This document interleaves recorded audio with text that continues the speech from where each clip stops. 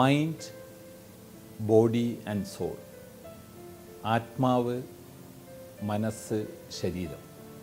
ഇത് മൂന്നും ഒരേ നിലയിലെത്തിക്കുക എന്നുള്ളതാണ് മനുഷ്യൻ്റെ ഏറ്റവും വലിയ വിജയം.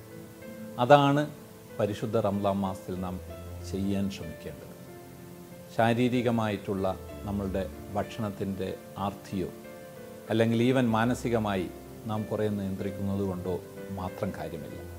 ആത്മാവിനെ നിയന്ത്രിക്കുക, കൺട്രോളിങ് ദ സോൾ, അതാണ് അൾട്ടിമേറ്റ് ആയിട്ടുള്ള നമ്മളുടെ വിജയം.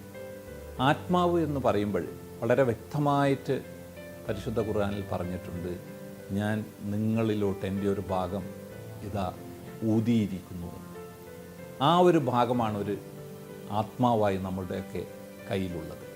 അത് പരിശുദ്ധമാണ്. പിന്നീട് നമ്മളുടെ പ്രവർത്തനങ്ങൾ കൊണ്ട് മലീമസമാക്കപ്പെട്ടിട്ടുള്ളതാണ് ആ ആത്മാവ്.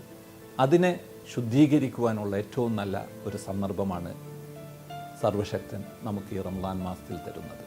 കാരണം ഈ മാസത്തിൽ നാം സാധാരണ നിലയിൽ ഒരു വാഷിംഗ് അവേ ഓഫ് സിൻസ്, അതിന് നമുക്ക് എത്രയോ സമയമെടുക്കുമെങ്കിൽ ഈ ഒരു മാസം വളരെ പെട്ടെന്ന് നമുക്കതിൽ നിന്ന് മോചനം നേടാൻ പറ്റും. ഉദാഹരണത്തിന് സാധാരണ ഒരു വാഷിംഗ് മെഷീനിൽ ഒരു ഡ്രസ്സ് ഇട്ടിട്ട് അതിന് ഒരു അരമണിക്കൂർ വാഷ് ചെയ്താലേ അത് ക്ലീൻ ആവുകയുള്ളൂ എന്ന് വെച്ച് കഴിഞ്ഞാൽ, പരിശുദ്ധ റംളാൻ മാസം അതിനോട് കമ്പയർ ചെയ്യുമ്പോൾ വെറും ഒരു മിനിറ്റ് കൊണ്ട് നിങ്ങൾക്ക് നിങ്ങളുടെ മനസ്സിനെ ശുദ്ധീകരിക്കുവാനും ഇതുവരെ വന്നിട്ടുള്ള എല്ലാ ഒരു തെറ്റുകളും അതിൽ നിന്ന് മോചനം നേടാനും പറ്റും.